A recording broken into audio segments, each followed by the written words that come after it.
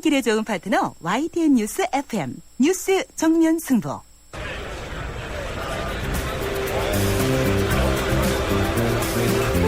그들의 이야기가 아닌 우리, 진짜 우리들의 이야기를 들어봅니다. 시장에서 만난 오늘의 민심, 시장의 소리. 안녕하세요. 강장시장에 김밥 사러 온 김명화입니다. 한국 영화는 참 좋아하는데요. 어벤져스라는 영화는 본 적이 없어요. 방송에서 외국 영화를 서울에서 찍는다는 얘기를 들은 것 같아요. 이번 주 일요일 마포대교에서 통제하는 거 몰랐는데요. 잘 모르고 있던데요. 엄마들이라서. 그리고 가정주부들은 잘 몰라요. 그런 거. 뭐 프랭카르다라도 하나 걸어놓고 뭐 그렇게 하면 한 번이라도 더 보게 되죠. 통제한다더라 하고 주위 사람한테도 일러줄 수도 있고. 주위에서도 그런 걸 모르던데요. 상암동길을 출근 시간부터 퇴근 시간까지 통제한다면 저는 굉장히 불편해요. 시간 변경을 좀 해줬으면 좋겠어요. 출퇴근 시간만 좀 빼고 홍보가 된다면 참 좋은 거지요. 그렇지만 통제를 너무 길게 하면 좀 불편하지 않을까요? 난 종로로 장사로 가는 사람인데요. 출근 시간은 좀 힘들겠네요. 그런데 기한 결정이 난 거 관광 효과도 많이 나고 서울이 여러 나라에 홍보가 됐으면 좋겠습니다.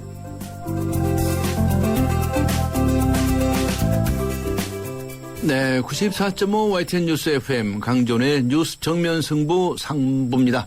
매일 3부에서는 진짜 민심이 들리는 곳 시장에서 여러분들의 목소리를 듣고 있죠. 오늘 시장의 소리는 광장시장에 김밥 사러 나오신 김병화 씨의 말씀 들어보았습니다. 영화 어벤져스 촬영 관련해서 서울 도심이 통제가 예정되어 있는데 모르는 사람들이 아직 많고 시민들이 불편하지 않도록 시간을 잘 조정해야 했으면 좋겠다는 말씀을 주셨습니다. 그리고 오늘 청취자 여러분께 드린 Yes or No 질문은 이런 것이었죠. 사전투표제, 투표율 올리는데 효과 있을까요? 하는 것이었는데요. 여러분들께서 의견을 보내주시고 계십니다. 8755님, Yes라고 적어주셨습니다. 사전투표제 하면 투표율은 올라갈 거라 생각해요. 대신 확실하게 믿음직스러운 사람으로 찍어야겠지요. 라고 적으셨고요. 0128님께서는 NO 반대라고 적으셨습니다. 사전에 투표했는데 후보의 비리나 문제가 생기면 다시 투표할 수 없으니까요. 이런 이유를 드셨네요. 알겠습니다. 다른 분들의 의견도 궁금합니다. 짧은 문자 50원, 긴 문자 100원의 유료 문자인데요. 우물정 0945, 우물정 0945번으로 의견 보내주시기 바랍니다. YTN 라디오 어플리케이션 예스로 듣고 계신 분들께서는 예스 게시판에 의견을 남기셔도 됩니다. 의견 주신 분들 중에서 추첨을 해서 소정의 선물 준비하도록 하겠습니다. 강전의 뉴스 정면 승부 3부 들어가겠습니다. 네, 피자헛입니다. 저기요, 고기 피자랑 새우 피자랑 뭐가 더 맛있어요? 둘 다 맛있습니다, 고객님. 그래도 뭐가 더 잘 나가요? 솔직하게. 둘 다 잘 나갑니다. 왜냐하면 더블박스. 박스는 하나, 피자는 두 가지. 25,000원. 1588-5588 피자헛. 더블박스 주세요. 코웨이에선 정수기 필터 교체하듯이 오염된 매트리스 상단을 새 걸로 교체할 수 있대요. 우와. 게다가 미세먼지부터 진먼지 진드기까지 7단계로 케어해준대요. 위생까지 책임져야 진짜 침대다. 코웨이 매트리스 케어 렌탈 1588-5100.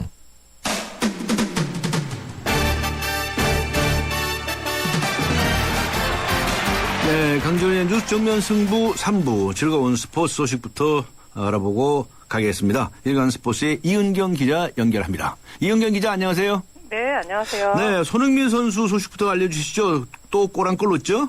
네, 이 레버쿠젠에서 뛰고 있는 손흥민 선수가요. 예. 오늘 새벽에 열린 아우크스부르크와의 이 독일 분데스리가 원정 경기에 나섰는데요. 네.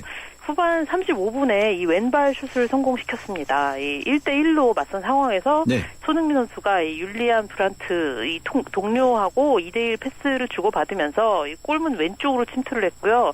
이 각이 없는 지점이라 그러죠. 이 골대 상당히 왼쪽 부분에서 강력한 왼발 슛을 터뜨렸습니다. 네. 경기가 레버쿠젠의 3대1 승리로 끝나면서 손흥민 선수의 이제 두 번째 골이 결승골이 됐고요. 네. 이 골이 손흥민 선수 올 시즌 11호 골이자 리그에서는 9호 골입니다. 손흥민 선수가 지난 2월 8일에 메넨글라드바흐전에서 골을 넣은 지 한 달하고도 20일 만에 골맛을 봤는데요. 독일 일간지 빌트가 손흥민한테 이 팀 내 최고 평점인 2점을 매겼습니다. 독일 같은 경우는 이 언론 좀 독특해서요. 잘한 선수일수록 평점을 낮게 매기는데요. 네, 손흥민 선수가 2점을 받았습니다. 점수 적은 게 잘한 거예요? 예, 그렇습니다. 좀 네. 특이하군요. 예. 자, 기성용 선수 얘기 좀 했죠. 기성용 선수도 또 골을 넣었네요. 예, 기성용 선수는 이제 프리미어리그 썬덜랜드에서 뛰고 있는데요. 네. 오늘 새벽에 열린 리버풀전에서 헤딩골을 넣었습니다. 기성용 선수 후반 31분에 팀이 0대2로 끌려가고 있을 때 에덤 존슨의 코너킥을 받아서 몸을 날리면서 헤딩 슛을 넣었는데요. 네. 이게 시즌 4호 골이자 리그 3호 골로요. 이 지난 1월 풀럼전 이후 2달 만에 나온 골입니다. 기성용 선수는 사실 이제 뭐 최전방 공격수가 아니고 수비형 미드필더이기 때문에 골이 많지는 않은데요. 네. 특히 지난 시즌에 프리미어리그 스완지 시티에서 뛸 때는 아예 골이 없었습니다.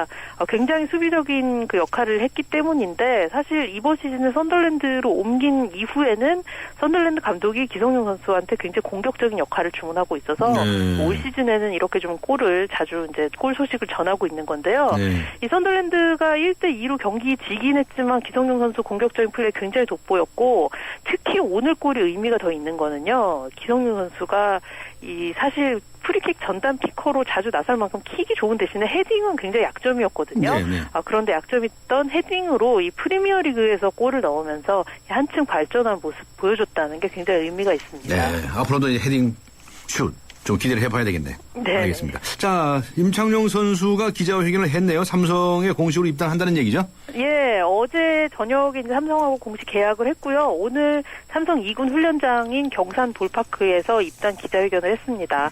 2007년 12월에 프로야구에 일본 야구 진출 선언한 후에 이제 8년 만에 삼성에 복귀를 하게 됐는데요. 임창용 선수 복귀 신고식이자 이제 기자회견이었고 네. 삼성에서 과거에 달았던 등번호 37번을 그대로 달기로 했습니다. 임창용 선수가 이제 말할 때 굉장히 그 무심한 듯이 간결한 말투로 말을 하는데요. 네. 그 와중에 이제 유머 감각을 보여줘서 굉장히 기자회견장에 웃음바다가 됐다고 그래요? 합니다. 예. 예. 특히 삼성에서 현역 생활을 마무리할 것인가요? 이런 질문이 나오니까 그건 아무도 모르죠. 이렇게 대답을 해서 이제 웃음이 터졌다고 하는데 진짜 아무도 모르죠. 네, 임창용 선수 FA 계약이 아니라 이미 탈퇴 해지 후 삼성과 재계약을 하는 거라서요. 이런 경우에는 단연 계약이 불가능합니다. 그래서 삼성하고는 1년만 계약을 했고 1년 후에 은퇴를 할지 아니면 삼성하고 재계약할지 또 다른 팀에 갈지 이건 이제 아무도 모른다는 뜻이 되는데요. 네.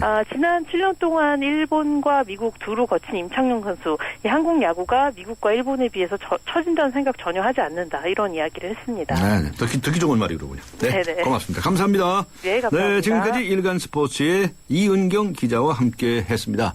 지금 시각은 7시 17분을 가리키고 있습니다. 이 시각 교통 상황 어떤지 알아보죠. 박화영 캐스터입니다.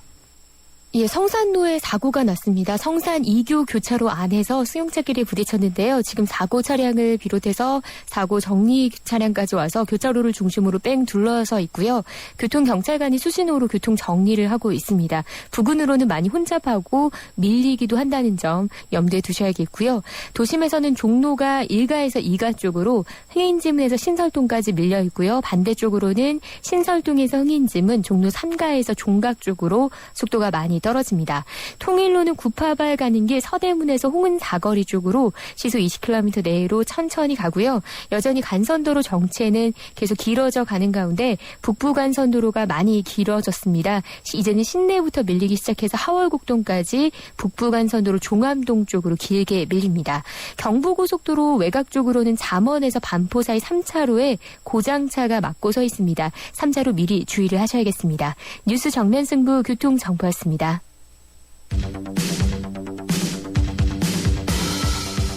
퇴근길을 함께하는 냉철하고 따뜻한 뉴스 정면 승부. 뉴스 정면 승부는 여러분의 참여를 기다립니다. 50원의 유료 문자 샵 0945와 YTN 라디오 스마트폰 어플리케이션 예스를 통해 여러분의 의견을 보내주세요. 뉴스 정면 승부는 여러분의 의견에 항상 귀 기울이고 있습니다.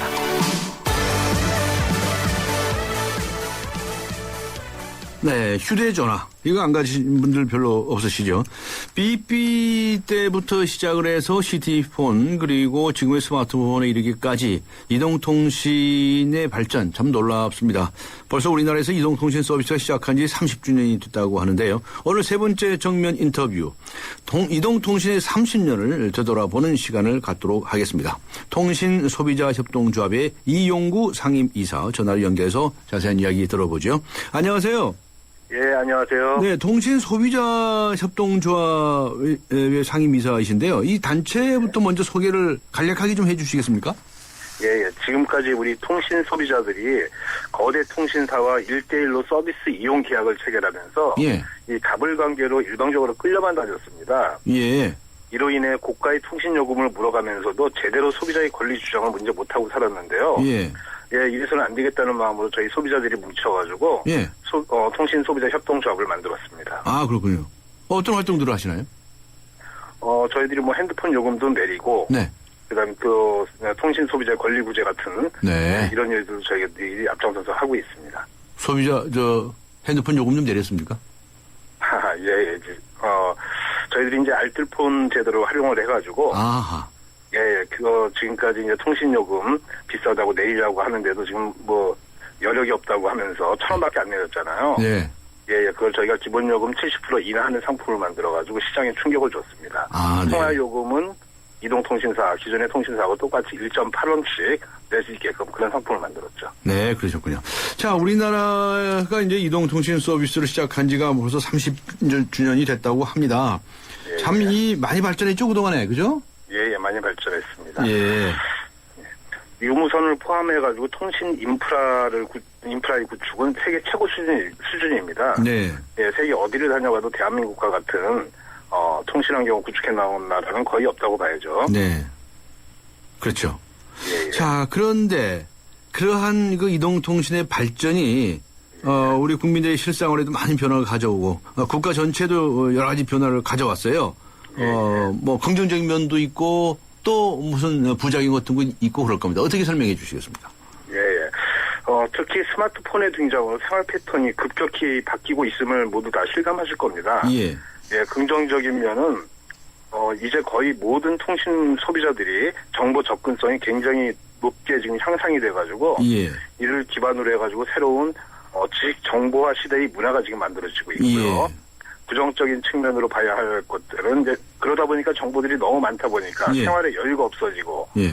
그다음에 깊은 사고를 요구를 하는 그 영역에 있어서는 우리 소비자들이 조금 소홀할 수밖에 없게 되는 그런 면이 있지 않나 이렇게 생각합니다. 예, 뭐 잘 지적을 해 주셨는데요. 하여튼 스마트폰은 그냥 전화기가 아니에요, 그죠?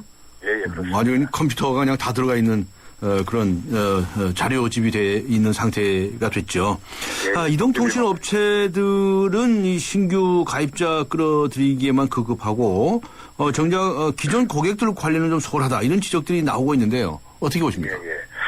예, 그렇습니다. 최근에 이제 그 불법 보조금도 계속 문제가 되고 있는데 통신사들이 불법 보조금을 뿌려가면서 이제 마케팅에다가만 집중하다 보니까 큰 투자가 아님에도 불구하고 가장 기본적으로 투자해야 될 부분들을 소홀히 했던 문제들이 지금 계속해서 지금 터지고 있습니다. 어떤 것들인가요? 예, 최근에 이제 KT에서 이제 고객 정보 유출로 인해 가지고 큰 문제가 됐잖아요. 예. 통신 서비스를 가입하려고 하면은 주민번호는 물론이고 통장번호와 또 단말기를 구입하려고 하면 개인의 신용도까지 조회하면서 계약을 했습니다. 예. 예, 그만큼 이제 통신 소비자들은 이 통신사에 대해서 이제 기본적인 신뢰를 가지고서 이 계약을 맺는 것인데, 예. 통신사는 그만큼 또 이 기본적인 통신사 고객들의 정보를 철저히 보호해야 되는 기본적인 의무가 있죠. 예. 근데 이 기본적인 의무를 지키지 않으면 신뢰가 무너지기 때문에 가입자들에게는 계약 해지의 자유를 인정해 주어야 합니다. 예. 그런데 통신사들은 이런 경우에도 계약을 근거로 해가지고 약정 기간에 따른 위약금들을 지금 물리고 있어요. 예. 예, 이런 것들이 지금 굉장히 크게 문제가 지금 되고 있죠. 예.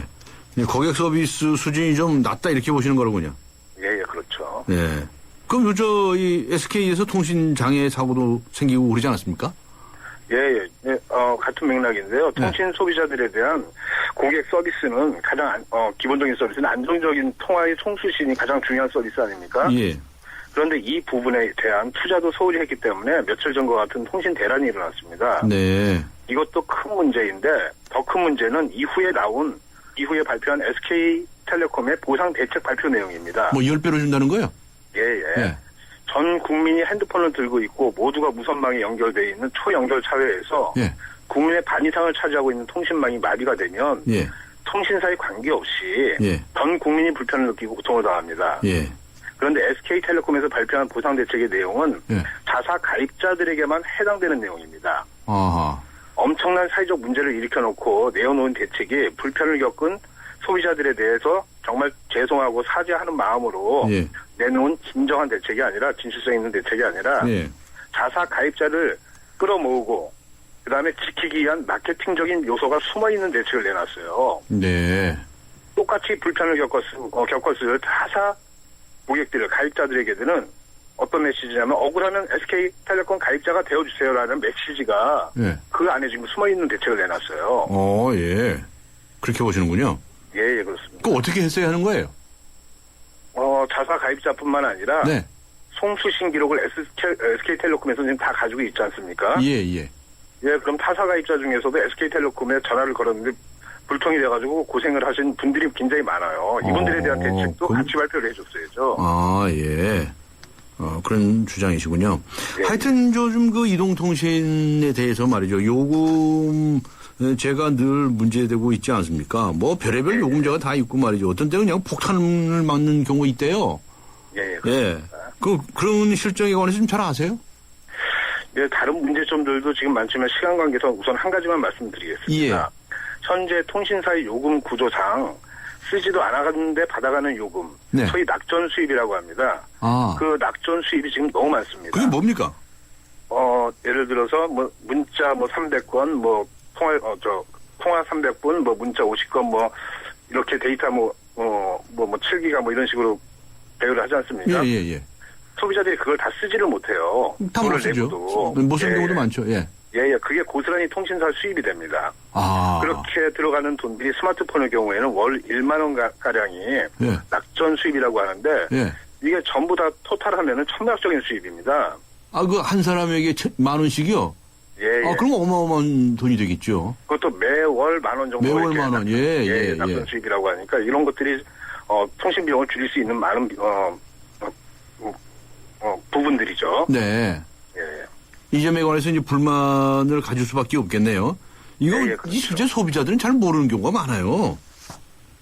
소비자들도 지금 이제는 많이 체감하고 있습니다. 네. 그럼 이거 고쳐야 될 거 아닙니까? 예, 고쳐야죠. 네. 그 청취자분께서 문자를 주신 분이 계신데요. 1102님.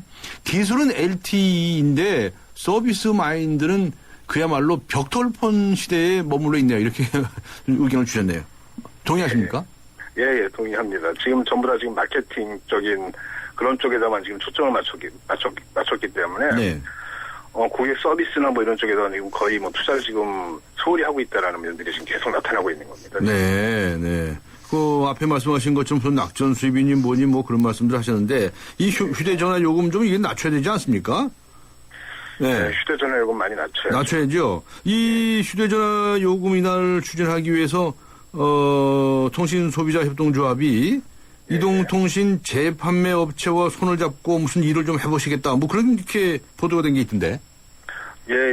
아까 초기에도 말씀드렸던 것처럼. 예. 통신비 인하의 문제는 지금 이명박 정권 들어서기 전부터 사회적인 문제였어요. 예. 그럼에도 불구하고 통신사들이 더 내릴 여력이 없다면서 물려준 요금이 기본 요금 12,000원에서 1,000원으로 생색내듯이 1,000원 내려놨어요. 네. 그래서 저희가 전국 최초로 통신소비자 협동조합을 만들어가지고 알트폰 업체하고 손을 잡고 기본 요금을 70% 인하해가지고 3,300원 상품을 만들고 네. 통화요금은 기존 통신사하고 똑같이 초당 1.8원 하는 상품을 저희가 내놔가지고 통신시장에다 좀 파장을 좀 주었죠. 네. 그럼 많이 나갔어요? 처음에는 좀 많이 나갔는데 그 이후에 우체국에서 1,000원짜리 상품을 또 들고 나와가지고요. 네. 예, 저희들이 좀 충격을 좀 받았습니다. 우체국에서 1,000원짜리 상품을 들고 나왔다고요? 예. 그러면은 이동통신사에게는 별로 영향을 못 줬나요? 저희들이 이미 충격을 주었기 때문에 기본 요금 3,300원을 만들어 놔가지고 시장에 충격을 주고 나가지고 그 다음에 기존 통신사들이 막내외 무제한 요금제를 발표를 했잖아요. 그 전까지는 꿈쩍도 안 하다가. 네. 예, 그래가지고 시장이 고가 시장하고 이제 저가 시장하고 알뜰폰 시장하고 이제 분화되는 이제 현상이 지금 벌어졌습니다. 그렇군요. 마지막으로 간단히 우리나라 이동통신의 지속적 발전을 위해서 어떤 노력이 필요한지 한 말씀 해주시죠. 지금까지 저희들이 통신사들의 잘못만을 지적하였는데요. 예, 세계 최고의 통신 인프라를 구축하기가 통신회사들의 공도 상당히 큽니다. 네. 하지만 이제 대한민국의 또 다른 축인 세계 최고의 IT 활용 능력을 가지고 있는 통신 소비자들이 있다는 점을 분명히 지금 인정해야 되고요. 네. 예, 우리 소비자들의 능력을 이제는 잘 활용해야 대한민국이 세계 시장에서도 경쟁력을 가질 수 있습니다. 네. 새로운 컨텐츠와 창조는 결국 사람이 하는 거 아닙니까? 예. 이제는 망에 대한 투자, 망을 까는 투자도 굉장히 중요하지만 네. 사람에 대한 투자가 더욱더 중요하다고 생각합니다. 알겠습니다. 사람에 대한 투자를 더 해라 이런 말씀이시네요. 예, 알겠습니다. 오늘 말씀 감사합니다. 예, 감사합니다. 수고하셨습니다. 지금까지 통신소비자협동조합의 이용구 상임이사였습니다. 난 기다렸지 프로 설레는 맘으로 빛나지 이대로 멋지지 그대로 그 세상 속엔 나로 난 앞으로지 프로 라랄라라 세상의 프로가 되다 LG G 프로2 봄 여행 떠나고 싶은 봄 레저를 즐기고 싶은 봄 새로운 코란도 트리스모를 만나는 봄 코란도 트리스모 9인승 탄생 올 봄에도 다 함께 즐겁게 Recreation Base Camp, Corando Turismo. 고속도로 버스 전용차로 주행 가능. 네, 94.5 YTN 뉴스 FM 강전의 뉴스 정면 승부가 오늘 청취자 여러분께 드린 질문은 예스와 노 질문은 사전투표제 투표를 올리는데 효과 있을까요? 입니다. 5512님께서는 예스라고 적어주셨네요. 모든 새로 도입되는 부분들은 시행을 해봐야 결과를 알 수 있지요. 제 생각으로는 당일날 투표 못하는 분들의 표까지 이끌 수 있는 좋은 방법이라 생각합니다. 라고 적어주셨습니다. 6176님께서는 노라고 적어주셨습니다. 사전투표제는 여당의 기득권 지키기 제도에 불과합니다. 국민 모두가 결과를 깨끗하게 인정할 수 있도록 하루만 투표하되 투표 시간을 10시까지 늘리도록 하는 것이 합리적 방안이라고 생각해요. 라고 적어주셨네요. 네, 다른 분들의 의견도 기다리겠습니다. 짧은 문자 50원, 긴 문자 100원의 유료 문자입니다. 우물정 0945, 우물정 0945로 의견 보내주시기 바랍니다. YTN 라디오 어플리케이션 예스로 듣고 계신 분들께서는 예스 게시판에 의견을 남기셔도 됩니다. 네, 의견 주신 분들 중에서 추첨을 해서 세계 지성인의 필독지 월간 르몽드 디플로마티크 3개월 구독권 그리고 맥스무비 영화 예매권을 선물로 준비하도록 하겠습니다. 3부 여기서 마치고요. 잠시 후 4부에서 뵙겠습니다.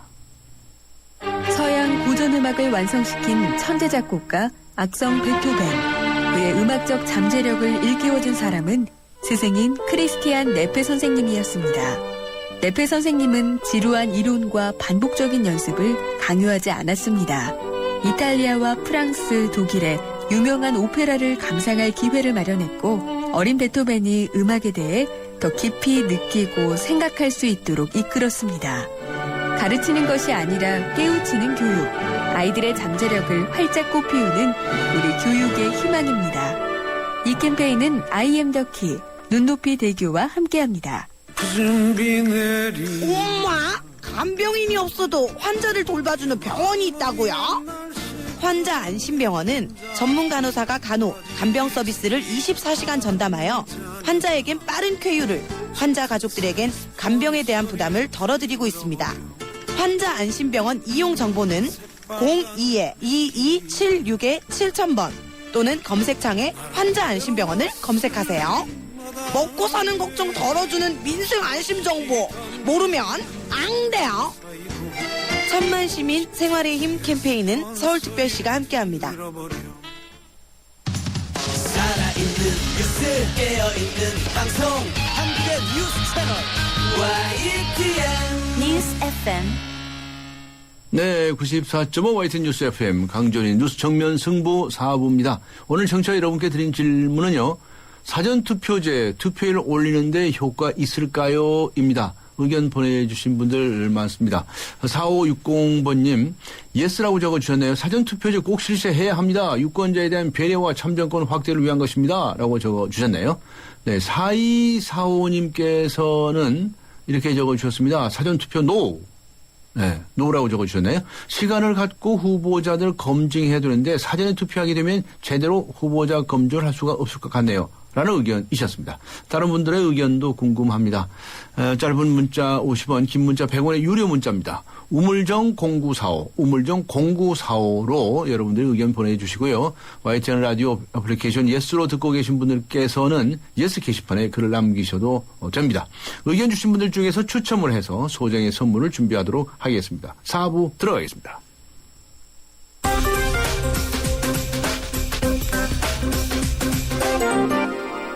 네, 뉴스 정면 승부 4부 경제 뉴스 먼저 알아보겠습니다. 머니투데이의 김태훈 기자 연결합니다. 김태훈 기자 안녕하세요. 네, 안녕하세요. 요새 황제 노역이란 말 있죠. 네. 허재호 전 대주그룹 회장에 대해서 무슨 환영 유치, 노역장 유치를 어쩌고저쩌고 했다 그런 얘기죠. 그렇죠? 네, 일단 5억 원으로 계산을 일단 해서 5억 원. 논란이 됐습니다. 네. 해외 재산에 대해서 국세청에서 추적을 하기 시작했다고요? 국세청까지 나섰네요. 네, 지난해 허 전 회장이 경영 활동을 했던 뉴질랜드로 조사원을 보내서 재산 현황을 확인하고 추징 방안을 마련한 것으로 알려졌습니다. 네.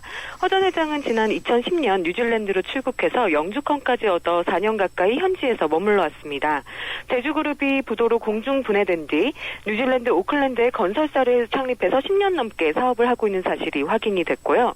또 수억 원대의 세금과 벌금, 금융권 채무 환수 여부에 관심이 집중되고 있습니다.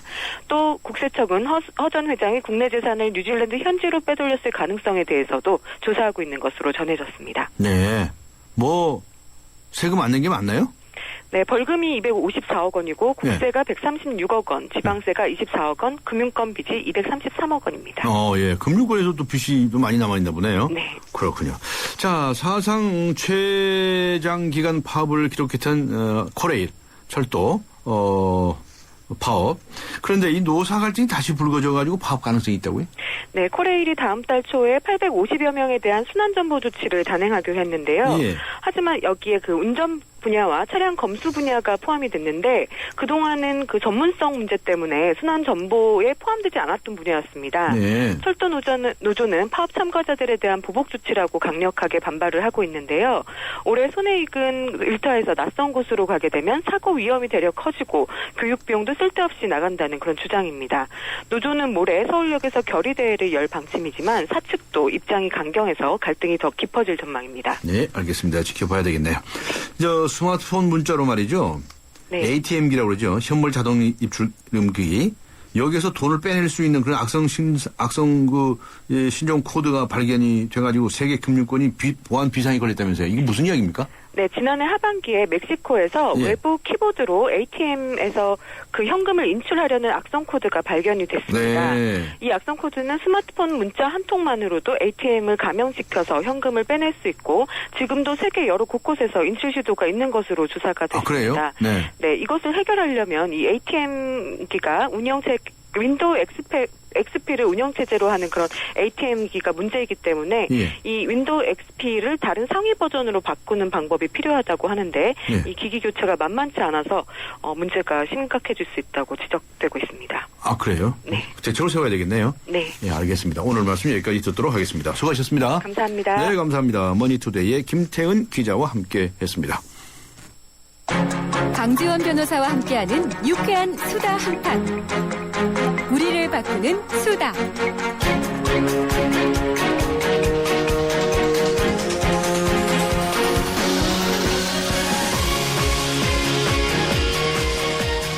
우리를 바꾸는 수다. 오늘은 국제 문제에 관해서 수다를 함께하는 시간입니다. 르몽드 디플로마티크의 한국어판 임상훈 편집위원 나오셨습니다. 안녕하세요. 네, 안녕하십니까. 네, 우리가 이 수다를 떠는 시간을 갔는데 세상을 바꾸기 위한 것이죠. 네. 지구촌이 도대체 어떻게 돌아가는지 잘못된 것은 바꿔나가고 그래야 되지 않겠습니까? 그렇죠. 우리를 바꾸는 수다. 자, 이 핵 안보 정상회담 회의라고 하는 것이 열리지 않았습니까? 네, 그렇죠. 그 얘기를 먼저 해 주실까요? 그 얘기는 자세한 거는 좀 이따 하기로 하고요. 아, 예. 일단은 덕분에 뭐 국가 정상들이 이제 오랜만에 만났죠. 네. 그래서 이제 뭐 비유럽 국가들이 그 김에 이제 같이 만난 김에 유럽 국가들의 그 정상들하고 회담을 많이 했는데 특히 이제 그 미국하고 유럽 대륙, 유럽 연합과 그 정상회담이 있었죠. 여기 이제 관심이 많이 집중이 됐었는데 경제 관련 이야기도 많이 나왔고요. 특히 그 FTA, 그러니까 미국과 유럽 연합 간의 그 FTA 이 얘기가 많이 나왔습니다. 특히 그 우크라이나 이번에 사태 이후로 그 러시아의 너무 그 천연자원 그러니까 그 가스 천연가스 의존도가 높은 거 아니냐 유럽이. 네. 그래서 이제 저 오바마 대통령이 설득을 이렇게 한 것 같습니다. 그러니까 빨리 FTA를 해서 그러면은 우리 미국 천연가스를 싼 값으로 가져갈 수 있는 거 아니냐. 아, 러시아 거 쓰지 말고 미국 거 써라. 그렇죠. 아, 그래서 그런 이제 설득이 많이 있었던 것 같고요. 그다음에 군사 문제도 이제 많이 그 오바마 대통령이 좀 주장을 한 것 같습니다. 나토 북대서양 조약 기구를 좀 확충하자. 그래서 이제 이 러시아 인접 국가들에다가 이 군사력을 좀 증강해야 되는 거 아닌가 이렇게 주장을 했다고 합니다. 네, 그 러시아를 상당히 의식한 많이 의식을 조치네요. 하죠. 예. 네. 그래서 이번에도 또 그래서 뭐 이거는 그 정상회담 때 이야기는 아니지만 그 과거에 G7에다가 G8 하지 않았습니까? 네. 러시아를 포함해서. 근데 러시아 이번에 완전히 제외를 하기로 했습니다. 빼버렸어요? 예, 빼버리고 그냥 다시 원위치, 그러니까 G7 체제로 복귀를 하게 됐습니다. 네, 그 러시아에 대해서 굉장히 이 강경한 조치라고 봐야 되지 않겠습니까? 네, 아무래도 그렇죠. 예, 근데 러시아 입장에서는 별 아직까지는 반응이 없어요? 예, 뭐 그냥 콧방귀 끼는 뭐 이런 정도인 것 같은데. 뭐 기싸움인 것 같습니다. 그래 봐라 뭐 네. 상관없다 뭐 이런 태도입니까? 그렇죠. 아직은 뭐 기싸움이 지금 어느 쪽으로 승부가 날지는 모르겠습니다. 네.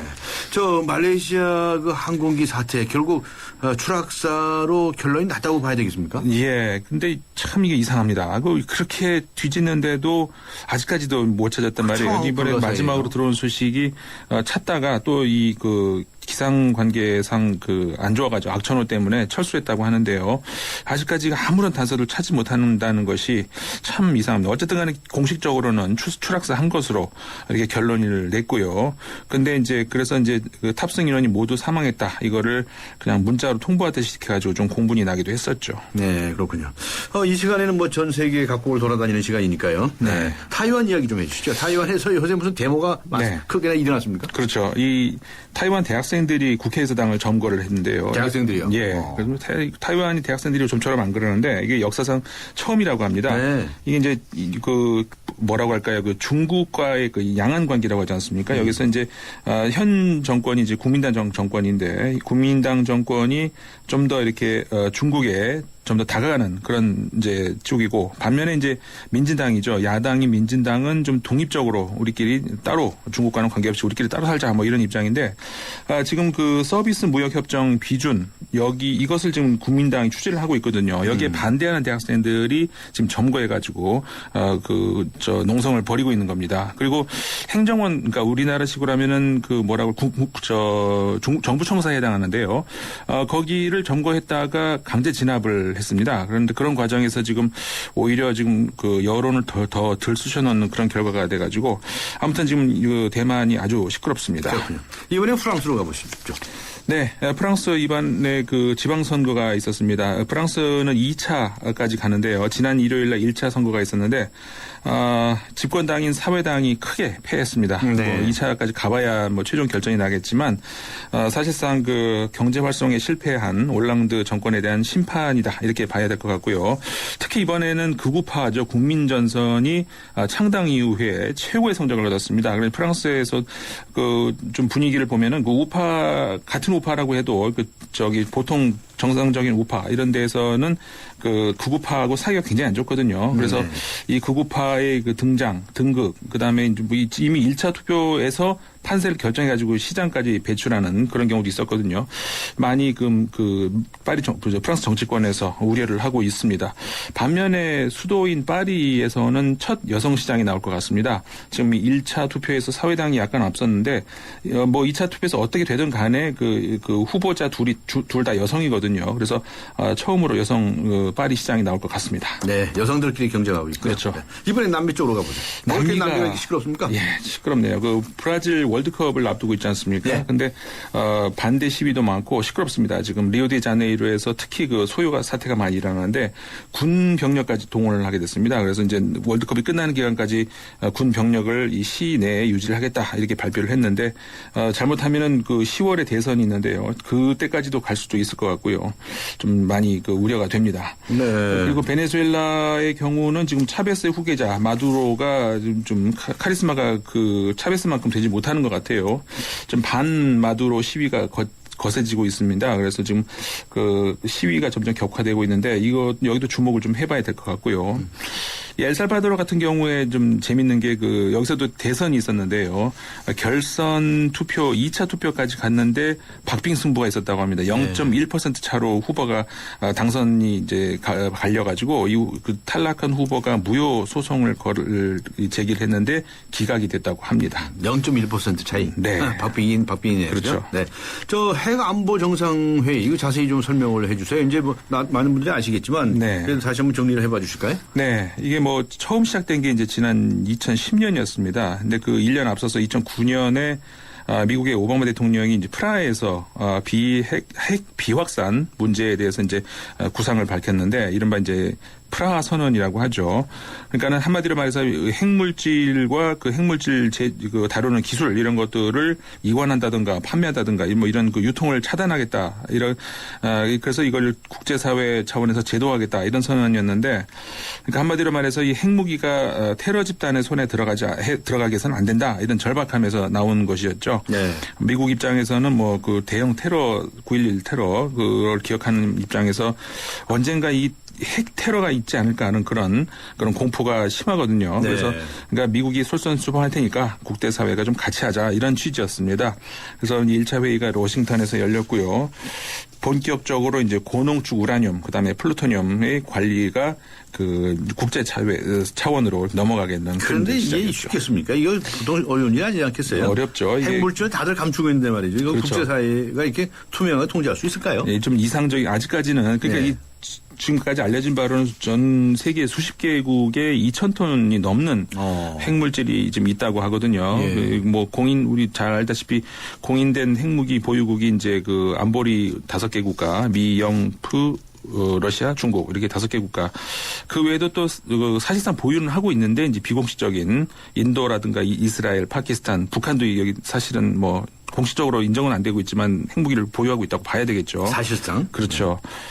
그리고 또 이제 그 고농축 우라늄을 가지고 있는 경우, 그러니까 맘만 먹으면은 얼마든지 핵무기로 전환할 수 있는 그런 능력을 가지고 있는 나라들도 있습니다. 이제 이란이라든가 뭐 일본도 마찬가지고요. 그러니까 25개 국가 정도에 이르는데 그러니까 이런 나라들이 이제 핵무기를 좀 점점 줄여 나가고 그다음에 고농축 우라늄은 저농축 우라늄으로 전환을 하고 이런 것들을 좀 국제사회에 같이 해보자. 이런 게 이제 핵안보 정상회의 취지입니다. 그러게요. 1차 회의에 대해서 앞에 말씀하셨었는데 2차 회의는 우리나라에서 있지 않았습니까? 그렇습니다. 우리나라에서 열렸었죠. 2년 전에. 그때 이제 2차 회의 때는 그러니까 이 핵 안보, 그러니까 1차에서 핵 안보라는 말이 처음 이제 등장하지 않았습니까? 네.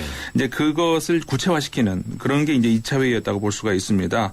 그러니까는 이제 핵 물질과 그 시설에 대해서 안전하게 방호를 하는 거. 그러니까 특히 그때가 이제 2012년이었으니까 1년 전이었죠. 후쿠시마 원전 사고. 그게 이제 사고였기만, 만약에 이게 사고가 아니라 테러 공격이었다면 하는 그런 위기의식이 많이 있었죠. 그래서 이제 어떤 그 시설에 대한 방호, 이런 얘기가 많이 나왔었고요.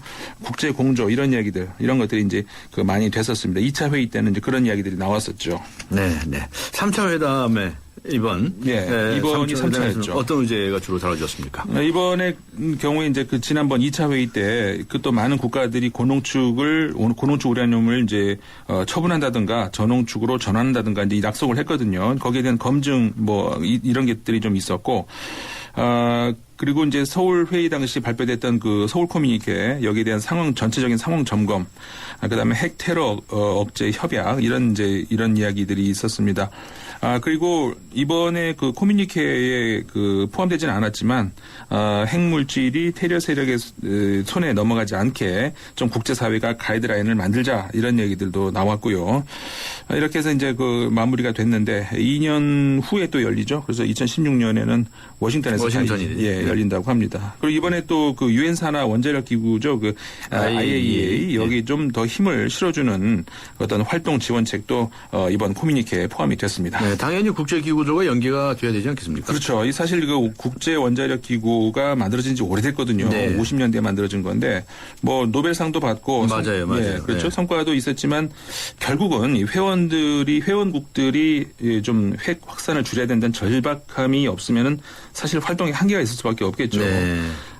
그래서 이제 그 원자력에 대해서 군사력 목적 억제하고 좀 평화적으로 목적으로 활용해야 된다 이런 것들이 이 그 목표인데 이 단체가 좀 더 억제력을 가지려면은 좀 위상이 좀 더 보장이 돼야 되겠죠. 그리고 또 그 핵 확산 금지 조약 있지 않습니까? NTP라고 부르는데 이것도 역시 마찬가지 사실상 좀 유명무실에 가까운 이런 게 있었는데 왜냐하면은 그 사실 불평등 조약이 아니냐.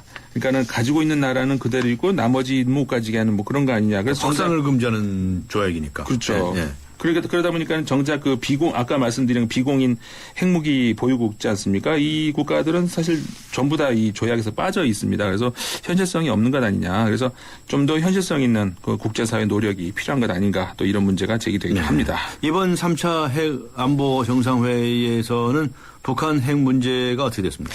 북한 핵 문제는 이제 기조연설에서 박근혜 대통령이 언급은 했었죠. 네. 이제 핵 확산 금지 조약을 위반하고 있다. 그 유엔 안보리 결의를 위반하고 있다. 이런 이제 이야기가 있었고, 그다음에 그 영변에 있는 핵시설 이게 안전 문제 또 이야기가 됐었죠. 체르노빌보다 만약에 이 사고가 날 경우라면 체르노빌보다 더 큰 재앙이 될 거다. 이런 말을 박 대통령이 하시기도 했고요.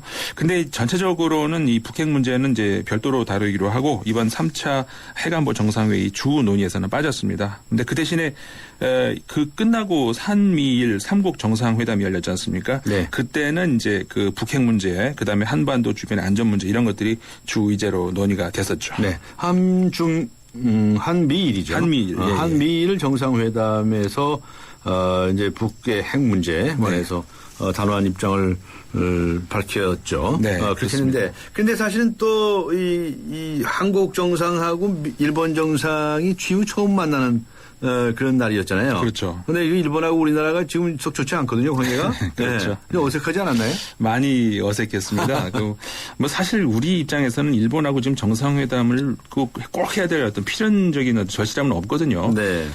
단지 이제 그 오바마 대통령이 워낙 이번에 그 3국 정상회담 공을 들였기 때문에 좀 오바마 대통령 체면을 좀 살려주자 뭐 이런 취지였던 것 같은데 오히려 이제 정상회담에 몸이 단 건 일본 쪽이었었던 거죠. 그래서 일본은 이제 고노다마를 수정하지 않겠다 이런 약속을 하고 정상회담을 얻어낸 격인데 뭐 그런 맥락이라면 우리가 이제 수학이다 이렇게 말을 할 수도 있겠죠. 근데 현재 한일 관계에서 보자면 뭐 그 외에는 우리가 정상회담해서 얻는 실리는 뭐 거의 없는 것 같습니다. 네. 일본 사람들이 고노다마 수정 않겠다 뭐 이렇게 말을 했어요. 네. 그래서 정상회담을 한다. 한미일 정상회담이 이제 이루어졌죠. 네. 아니 그런데 그 다음 날이죠 아마. 그렇죠. 또 일본의 다른 정치인이 또 뭐 한마디 했잖아요. 그 장난치는 겁니까? 뭐 하는 겁니까? 그 사람들. 더군다나 네. 사람이 그 아베 총리 최측근이었거든요. 최측근이었죠. 예. 그런 사람이 이런 말을 해가지고 박 대통령 비행기가 헤이그 도착도 하기 전에 그런 참 뭐라고 해야 돼? 교활하다고 해야 될까? 이거 네. 뭐 물론 우리 측이 강하게 이제 항의를 했죠. 그래서 이제 스가 관방장관이 급히 기자회견을 했습니다. 이거는 개인 견해고 일본 정부 입장은 고노다마 수정을 안 한다. 이렇게 해명을 했습니다만 어쨌든 간에 일본 쪽의 진위를 의심하게 하는 그런 해프닝이기도 했습니다. 이게 어떻게 보면은 아마도 이 고노다마를 수정을 안 한다. 이거는 이제 국제사회 달래기용으로 이제 말을 한 거고, 네. 그 다음에 수정할 수도 있다. 또 이렇게 살짝 얘기를 해가지고 일본 국내의 그 보수층을 결집하게 하려고 하는 뭐 그런 노림수 아닌가. 또 이런 해석도 있습니다. 네, 오바마 대통령도 입장이 좀 난처했겠어요. 그렇죠. 만나긴 세 사람이 만났는데 네. 두 사람 사이가 좀 매끄럽지 못하니까. 그렇죠. 이렇게 그 한국말로 인사하는데 네. 표정이 냉랭하지 않았습니까? 우리 네. 박 대통령께서. 네. 오바마 대통령이 박 대통령 그 의자도 이렇게 좀 잡아주고 이렇게 많이 배려는 한 것 같은데 오바마 대통령 입장은 그러니까 이겁니다. 그 세 나라가 좀 탄탄한 공조를 해서 그다음에 이 동북아시아에서 대북 안보 체제라든가 그다음에 이 중국에 대해서 견제 세력을 유지하자 뭐 이런 게 오바마 대통령의 이제 생각인데 뭐 한일 관계가 풀리지 않고서는 이게 안 되는 거죠. 근데 그 사이에 또 중국이 계속 그 우리나라에 이게 손을 계속 내밀고 있지 않습니까? 뭐 우리 입장에서는 그러니까 이 현재 이런 상황에서 절대 뭐 서두를 이유가 없는 거죠. 뭐 그런 의미에서 이 박 대통령의 이번에 삼국 정상회담 당시의 어떤 그 냉랭한 얼굴 뭐 과히 나쁘진 않았다고 봅니다. 네. 한미일 우리가 이제 삼각 공조를 해야죠. 네. 특히 북핵 문제라든가 그렇죠. 이런 거 관련해서.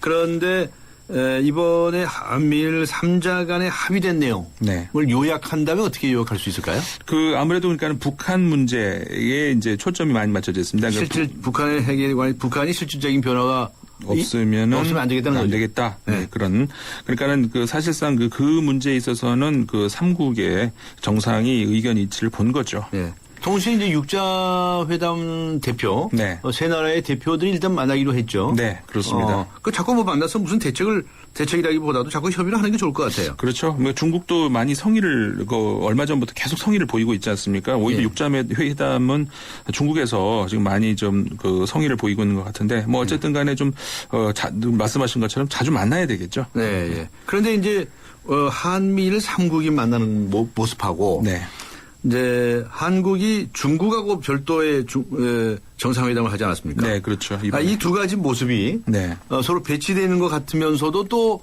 뗄래야 뗄 수가 없는 관계가 됐죠. 그렇죠. 그래서 이제 이게 그 아까 제가 말씀드린 것처럼 우리 입장에서는 그 가운데에서 잘 기회를 활용해야 될 그런 상황이 아닌가. 위치가 됐죠. 네, 수고하셨습니다. 감사합니다. 지금까지 르몽드 디플로마티크 임상훈 편집위원과 함께 했습니다. 웰메이드 가지요. 멋진 옷이 필요할 땐 웰메이드 가지요. 즐거운 곳 즐거운 옷 국민의 옷집으로 웰메이드 가지요. 국민의 옷집 웰메이드. 네, 강전의 뉴스 정면 승부 yes or no 질문. 사전투표제에 투표를 올리는데 효과 있을까요? 하는 질문이었는데요. 정확한 여론조사는 아닙니다. 그런데 yes or no 비율이 3대 7로 나타났네요. 글쎄요. 여러분들 어떻게 생각하십니까? 의견 보내주신 분 중에서 휴대전화 번호 뒷자리 4245님께 선물을 준비하도록 하겠습니다. 의견을 보내주신 모든 분들께 감사의 말씀을 드립니다. 3월 27일 목요일 강존의 뉴스 정면 승부 오늘 순서 여기서 마치겠습니다. 지금까지 프로듀서 신아람, 기술감독 박봉선, 안홍진, 그리고 작가 정선임, 강혜은, 그리고 진행의 강지원이었습니다. 여러분 감사합니다.